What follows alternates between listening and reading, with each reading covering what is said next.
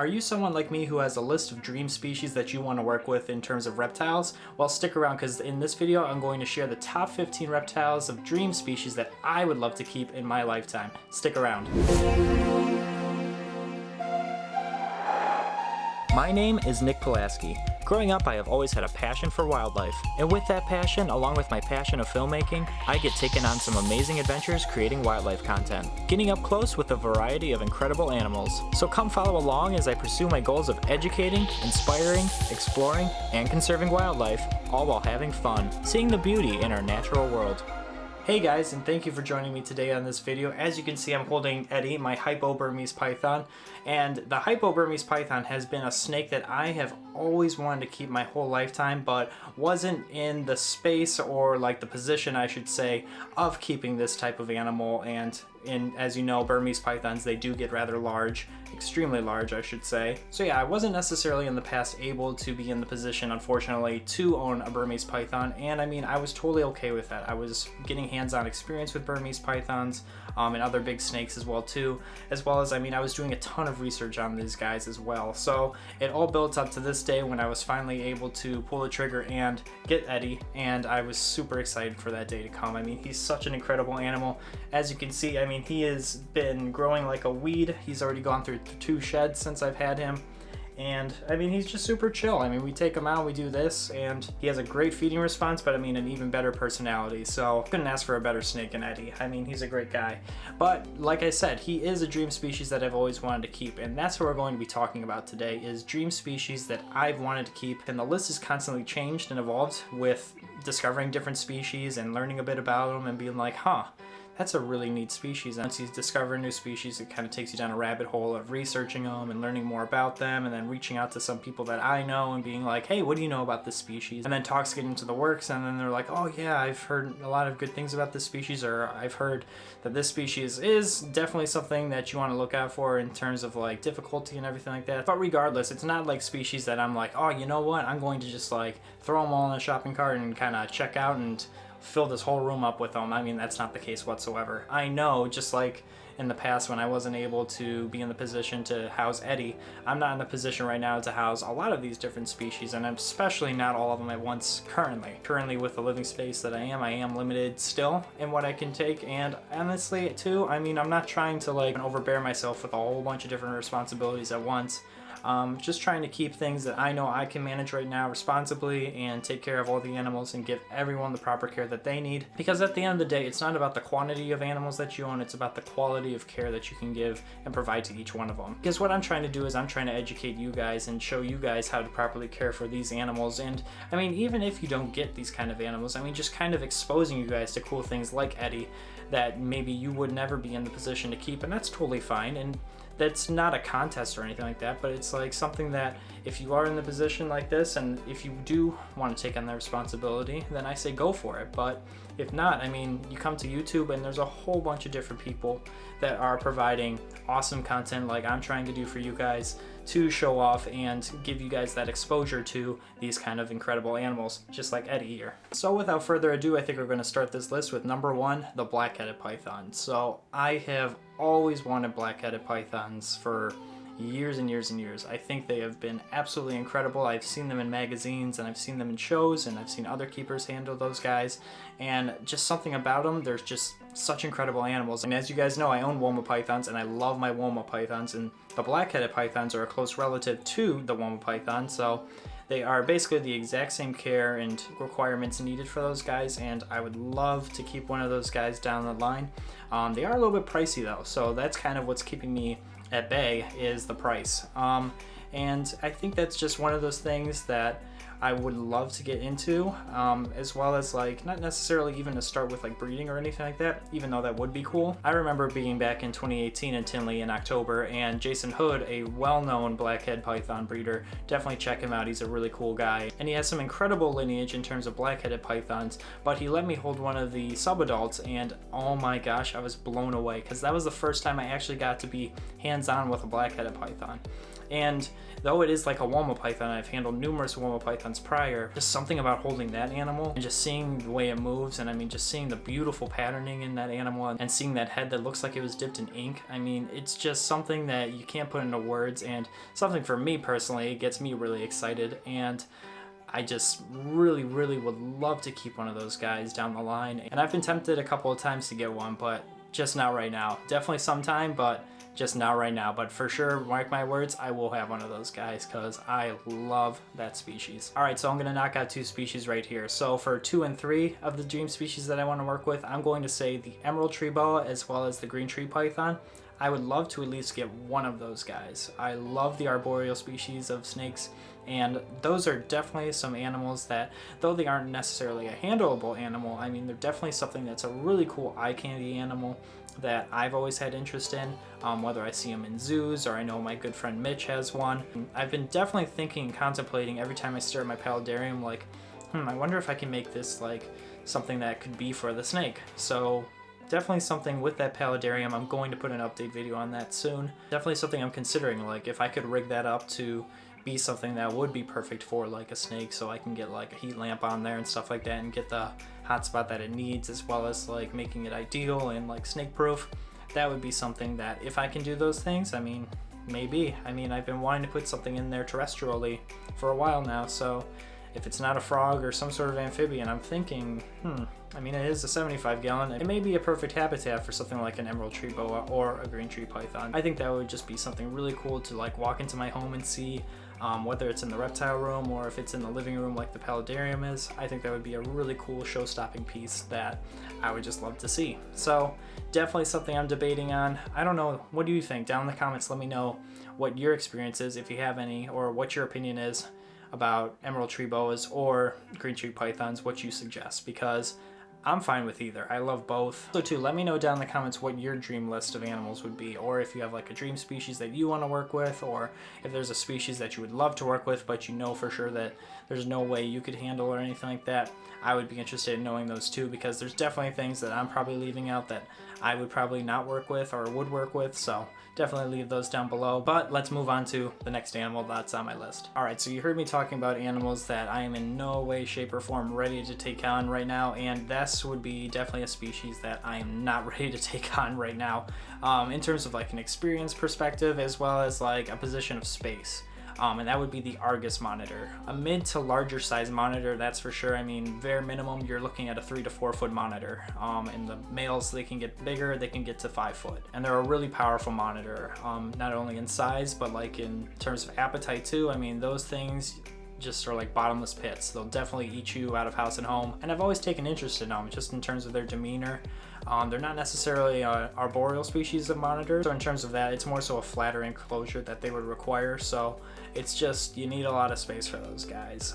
They don't stay babies forever, and with an appetite like they do, they're gonna grow pretty quick. But definitely something I've been researching constantly, and learning how to target train animals and doing a whole bunch of stuff with that. I mean, there's a whole bunch of different things to go along with monitors in general that I want to learn about, in terms of like the psychology and everything like that, and the animal behavior of those guys, because it's definitely an animal that is really intelligent, and you definitely don't want to take lightly, because not only can their claws mess you up, just even from like gently holding them. I mean, monitors can scratch you up, but like if that monitor didn't trust you, or if it got flighty or anything like that, I mean, that thing can definitely cause some stitches. So I want to be on the side of caution about, and definitely want to learn more about, and definitely want to get more experience with. So yeah, not in any position anytime soon, probably for years, but who knows? I mean, if I do, that's great. If I don't, that's okay. All right, so number 5 on my list is the redfoot tortoise. Also the subspecies, the cherryhead tortoise. Because they're so closely related, I'm gonna throw them both in at the same time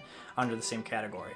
But I've always loved tortoises. It's definitely something that I don't know why I've never kept. I think it would have been something really cool to, like, as a starter, keep a tortoise, but I've never kept a tortoise in my life, and I know a whole bunch of my friends do. I've had a whole bunch of experience with when I used to work at a pet store. I had a whole bunch of different tortoises that we kept there, and I looked forward to coming in and feeding those guys and seeing how they reacted to me and how they followed me around. It was just, tortoises are so cool. And redfoots, I mean, they're perfect because they're the perfect animal in terms of like something that I live in the northern climate, so not something necessarily that I can keep outside, unfortunately, right now.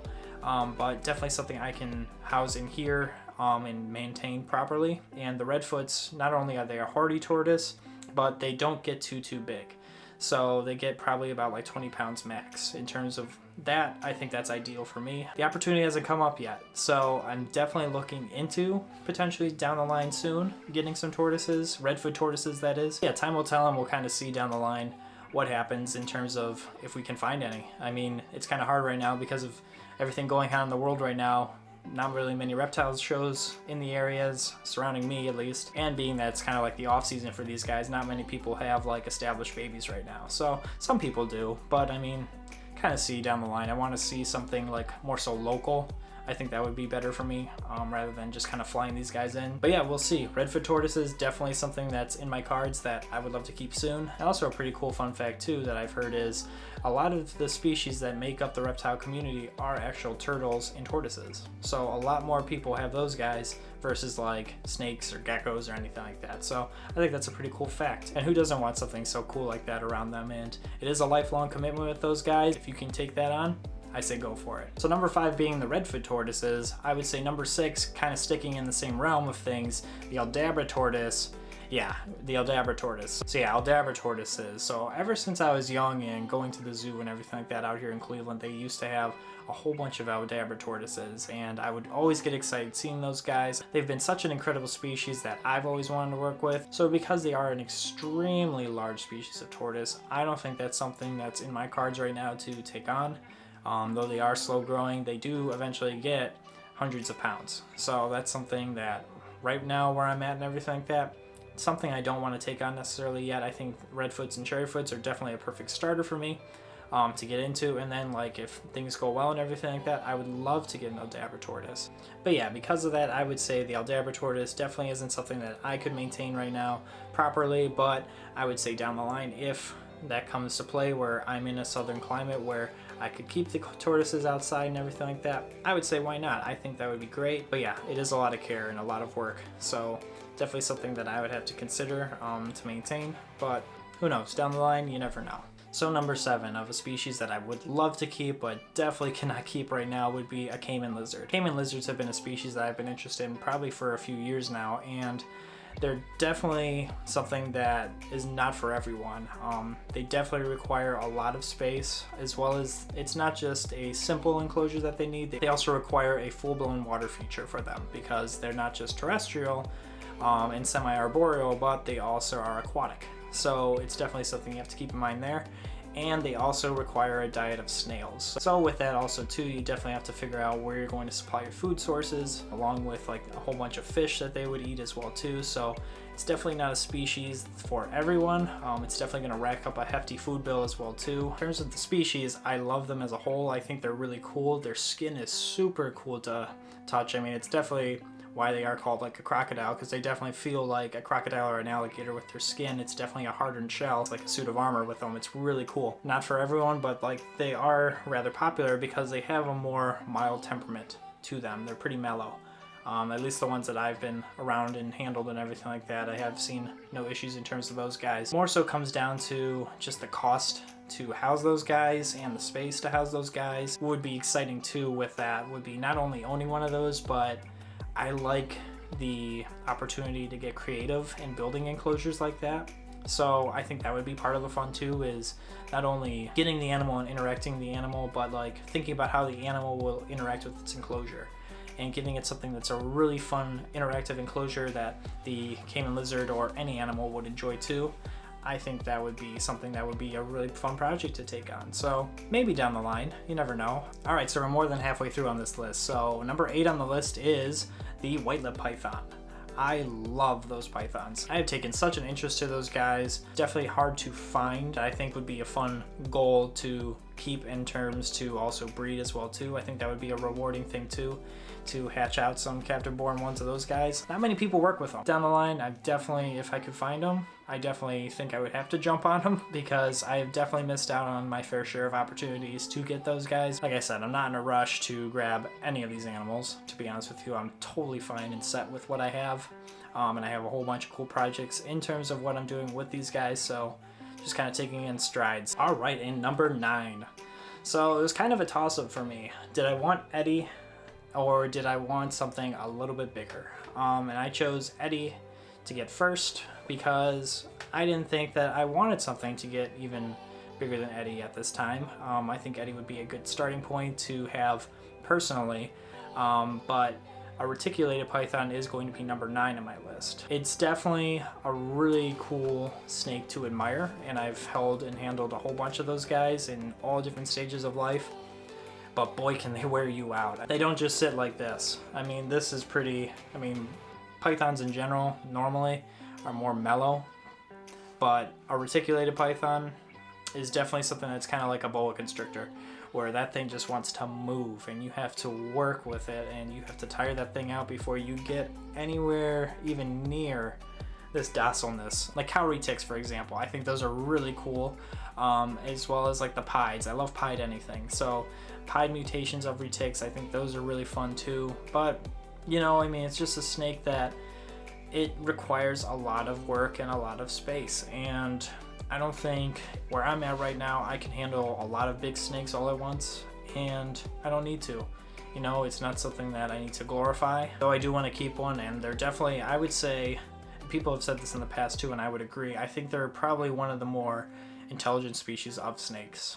They definitely have a little bit more to their brain, I would say, where they definitely have more awareness in terms of their surroundings and how they interact with things. So I think that's constantly too why they're also on the move and doing things, because they just are very curious snakes, and that's awesome. So as of right now, not in the market to get a retic and grow one out right now. All right, let's see. So number 10, yes, that's where we're at.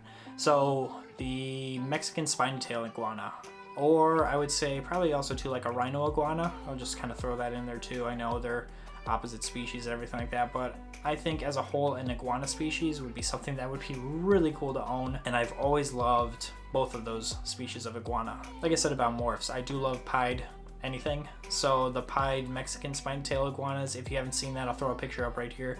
I think those guys are so cool, and really I've been wanting those guys probably since I saw them for the first time, probably like 6 years ago, and I'm like, what the heck is that? And I didn't know what that thing was, and then I just started researching it, and I'm like, wow. And I really wanted to jump on them, but there was no way I knew anything about them, and there was no way I could keep one of those guys full grown. And I still don't think I could keep one of those guys full grown right now, regardless if it was a rhino iguana or Mexican spiny tail iguana. I don't have the room, and like a monitor, they require a lot of interaction. I want to do it right and proper where I'm raising these guys and socializing these guys. I can't say that I've been around a lot of Mexican spiny tail iguanas. Rhino iguanas, just feeding those guys out of your hand. I'll hold food above my head and those things will climb up me and just literally take the food out from me. And I think that's just really cool. It's a really cool experience that I've had in the past, and I would love to have that again, but just don't have the room for a lot of these things, anything big I don't have a lot of room for. Yeah, iguanas, let's just say as a whole, iguanas definitely something I would love, but not anytime soon. All right, so number 11. So the Colombian or the Brazilian rainbow boas. We've seen a whole bunch of them at John Chosmer's place. Definitely check out those videos because you'll see a whole bunch of cool ones in terms of like the leucistics, the albinos. The albinos blew me away last time I was there. I was like, holy crap, I could not believe. I think that was a Colombian. I did not know what species that was, but it was really, really sharp. Brazilian rainbow boas, I'm talking about a snake that has some really cool coloration to it and the iridescence on their scales, like a white lip too, but a little bit more strong. That's the animal. They're incredible. Don't get too big either. Tropical, so they require a lot of humidity. But as I'm thinking about it more and more, I think a Brazilian rainbow boa would be something that would be pretty cool to own. But yeah, sooner or later, I think I'll keep one or two of those guys. Number 12 is kind of like an interesting oddball group. So I want to raise a group of certain species of colubrid, and I'm not sure which kind yet. So it could be like bull snakes, for example, or pine snakes, or it could be garters, it could be corn snakes even. I think one of those would be definitely something I have interest in, because I do have, even like Texas rat snakes or something like that. Once I finally decide on what species I want to work with and kind of raise a small collection of those guys and work with them and see what morphs that I want to make and work with. because there's a whole bunch of those guys too that have a whole bunch of different morphs. But yeah, so probably like a group of like 6 to 8 of them. I think whether it was like the corn snakes, for example, I think corn snakes, getting back into those guys, that would just be really fun. So let me know your suggestions down in the comments, or what you keep in terms of colubrids, because I would love some suggestions too. All right, number 13 on the list, on the same line of colubrids, I would say mangrove snakes. Mangrove snakes being a mildly venomous snake. Nothing something that would kill you in terms of lethalness of the venom, but definitely something that can bruise you up pretty good and ruin your weekend, I would say. They've been pretty popular lately, I would say, and I think that's kind of worked for the better for those guys, because a lot of them now are thankfully not coming in wild caught. A lot of people are starting to breed those guys and get some captive born babies in the mix here, so definitely down the line, I think that would be a really cool species once I see some captive babies. All right, number 14. So one more colubrid species I'm also thinking of, and I definitely would want to breed these guys. Oh my gosh, last time I was in Tinley, actually in October 2019, I was really tempted on jumping on these guys and I missed them. I didn't get there early enough, and I almost would have had these guys right now, actually. The yellowtail crebo, love those guys. They almost look like a cobra, full grown, but they're not, obviously. They are a non-venomous colubrid species, but they have that golden tail to them, and it kind of goes with that uniqueness factor, like I said, that a lot of people don't work with those guys, and I think they're just a fun species to kind of learn with together as they progress and grow. I would love to do that down the line, just working with those guys. I think would be really fun. So definitely a species, if I can get my hands on them quickly, I think I would definitely jump on them, but we'll see. All right, and now we're at number 15, which is going to be the subspecies of carpet python, the diamond python. Their scalation and their patterning is just something that can't be beat, I would say.